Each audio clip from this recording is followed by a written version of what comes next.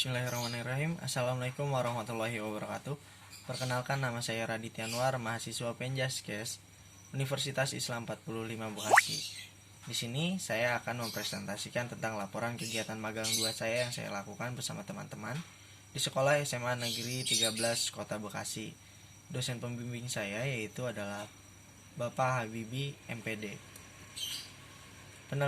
Yang pertama yaitu penelaahan kurikulum dan perangkat pembelajaran yang digunakan oleh guru.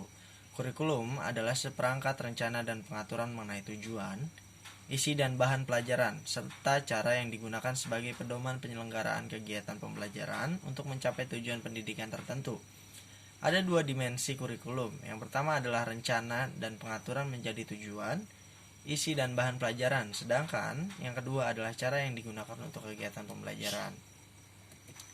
Selanjutnya, standar kompetensi lulusan atau bisa kita singkat dengan SKL merupakan kriteria mengenai kualifikasi kemampuan lulusan yang mencakup sikap, pengetahuan, dan keterampilan.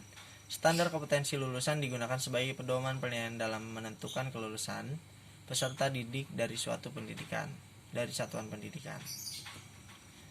Yang selanjutnya, ada kompetensi inti atau KI, adalah tingkat kemampuan untuk mencapai standar kompetensi lulusan yang harus dimiliki peserta didik pada setiap tingkat kelas atau program yang menjadi landasan pengembangan kompetensi dasar.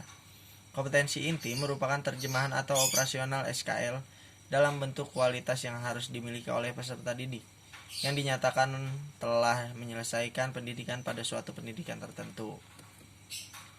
Yang selanjutnya ada kompetensi dasar atau KD, adalah kemampuan untuk mencapai kompetensi inti yang harus diperoleh peserta didik melalui pembelajaran. Kompetensi dasar berisi sejumlah kemampuan yang harus dikuasai peserta didik dalam mata pelajaran tertentu sebagai rujukan penyusunan indikator kompetensi dalam suatu pelajaran. Selanjutnya ada silabus, merupakan pedoman dalam penyusunan rencana kegiatan pembelajaran pada setiap mata pelajaran. Komponen penyusunan silabus meliputi kompetensi dasar, materi pembelajaran, dan kegiatan pembelajaran. Uraian pembelajaran yang terdapat dalam silabus merupakan alternatif kegiatan pembelajaran berbasis aktivitas. Pembelajaran tersebut adalah alternatif dan inspirasi bagi guru dalam mengembangkan pembelajaran model pembelajaran yang sesuai dengan karakteristik peserta didik dan mata pelajaran. Yang selanjutnya ada kriteria ketuntasan minimal atau bisa disebut dengan KKM.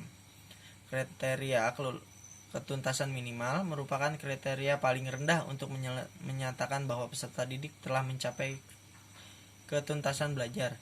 Penetapan KKM dilakukan pada awal tahun pembelajaran berdasarkan hasil musyawarah guru mata pelajaran pada suatu bidang pendidikannya atau beberapa satuan pendidikan yang memiliki karakteristik sama. Pertimbangan guru atau forum MGMP secara akademik menjadi pertimbangan utama dalam penetapan KKM. Selanjutnya adalah penelaahan strategi pembelajaran.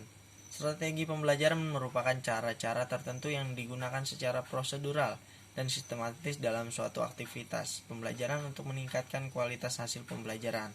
Contoh strategi pembelajaran adalah quantum teaching learning. Nah, selanjutnya ada perancangan rencana pelaksanaan pembelajaran atau RPP.